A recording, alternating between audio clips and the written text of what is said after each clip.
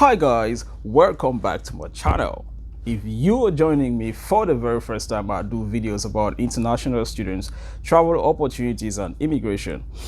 And my recent videos have been mostly about the KCC and the NVC. Now the backlogs have caused too many people to be wondering what exactly is going on. Is this the US immigration system? Is this how the embassies do work? Well, the question is, yes, the situation is, it's confusing. Nobody knows what's going on. But then stick around this video, watch till the end. Remember to like, subscribe, and turn on the notification bell. So each time I upload a video like this one, you'll be among the very first people to see it. Guys, in today's video, I'm going to be talking about three main things. First one, why the backlogs? Why the delays for interviews? Second thing, why is it that F2As who are all current haven't gotten their interviews yet? The third thing, why is F4 this low? I mean F4 visa category. Then I'll be attaching one more thing, the U.S. Embassy in Cameroon. Now for my Cameroonian friends out there, a shout out to you all. I love you. I really appreciate you. You've been of great help to me. I thank you for your support. I thank you for your love. Just keep coming. We have a lot to share. Now I'll be making a video about Cameroon for you today. So stick around, watch this video till the end. So guys, welcome once more. Now let's talk about why the backlogs. Guys, before this time, 2 years, 3 years ago, everything was very smooth. People were having their interviews normally, routine visa appointments, and every US embassy around the world was okay. But when the pandemic hit, everything changed. And people were like, what's going on? That's it, guys. It is affecting everyone. Now, point number one. The backlogs are happening because the pandemic hit. Most diplomats were evacuated back to the United States when the pandemic hit. The previous administration took quick action to bring back every diplomat abroad. How does this affect people not having interviews? It's very simple. Short of staff. Now, most embassies around the world are having limited staff. All right, and if the staffs are limited, it's obvious things can be normal. It can be like it used to be 3-4 years ago. Documents can be processed, documents can be reviewed normally. So the word limited sets in. This is one of the reasons why we have the backlogs. Now, compared to this, we have something else, which is just an addition actually. We have the proclamations of 100141, 1045 in 2020 on April 23rd, June 23rd, and December 31st. These proclamations was to restrict the entry of certain immigrants and non-immigrants who were to come and present a risk to the United States labor market. Why? Because most Americans had lost their jobs. So the administration was trying to make sure that before immigrants come in, those Americans who've lost their jobs get a little bit more comfortable. Now, with all these, it brought the backlogs. People had to wait a very long time to get interviews, and even the USCIS slowed down. The pandemic affected the staffs as well. People don't go to the office. They had to work from home. So to compromise all this, it made things to delay. So now we've seen why we have these backlogs. Now, even though things are gradually getting to normal, most countries around the world are still facing it hard. Like India right now, most of interviews at India have been suspended till further notice. It's simply because of the recent rise in their cases. Now, most of these embassies that are having these issues, they don't do it because they just do it because of what's going on. They work with day-to-day cases. Now, if they realize that cases are rising in a certain place, they're going to shut down everything, and that's going to affect the US embassy. Now, just for you to know, we have about 4 million applications to the USCIS every year worldwide. I made a video about this per country limits, how many people apply to come to the United States. Adjustment of status, filing with the USCIS, and then the backlogs at the National Visa Center, because this translates to the National Visa Center after leaving the USCIS.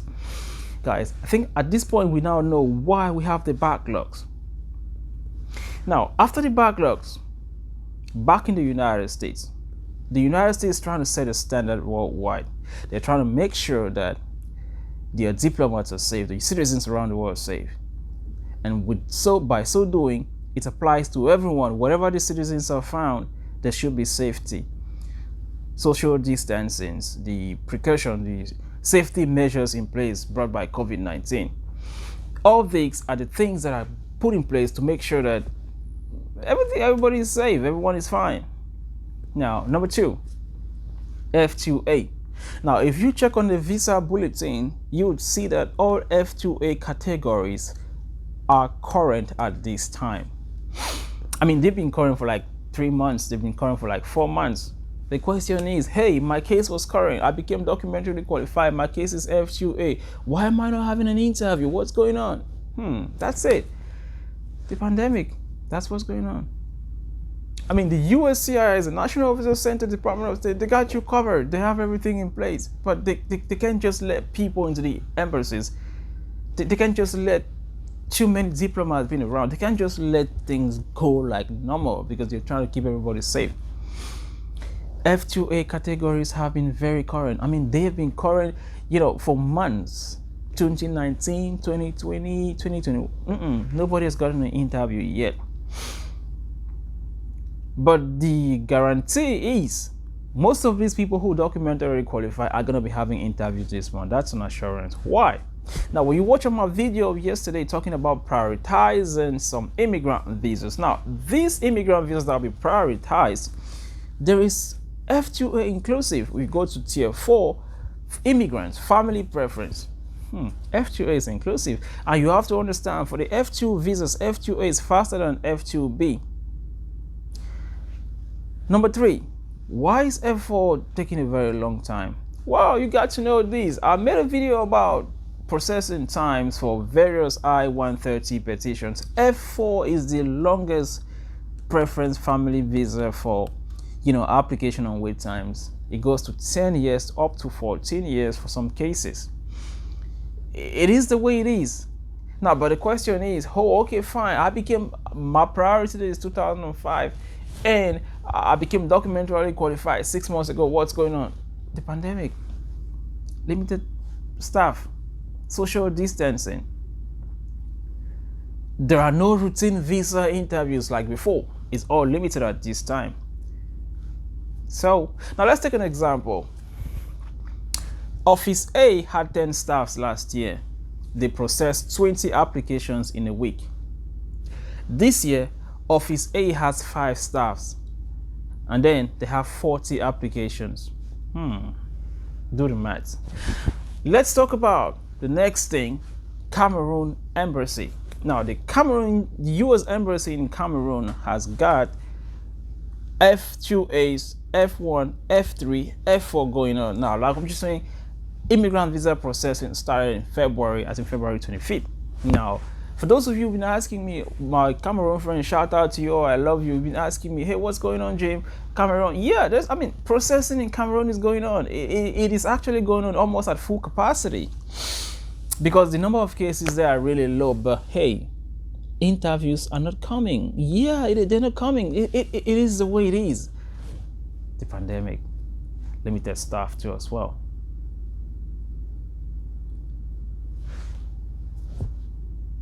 What do? We keep hoping. We keep having faith. We understand, we keep believing that it's going to be okay. Now, Cameroon Embassy in Yaoundé actually are processing non-immigrant visas as well. But for non-immigrant visa, I assure you, for student F1 visa, they should be really slow. Why? Because right now in the United States, there are very limited universities with in-person classes. They're not going full capacities, as a matter of fact. Most classes right now, universities are virtual learning. So, there is a question from last year. Why would a student leave their own country to come to the United States and study online? What I'm basically trying to say is this. Non-immigrant visa processing is going on, but there is no guarantee that you might have an interview for a visa, except the school you're coming for has started in-person learning. Yes, that's how it is. Thank you so much for watching this video, guys. Now remember to subscribe to my channel, like, leave me a comment and share. Don't go without commenting. It's very important because I use your comments to make more videos. That goes a very long way in helping people out there. I'll see you in my next one. God bless you and bye.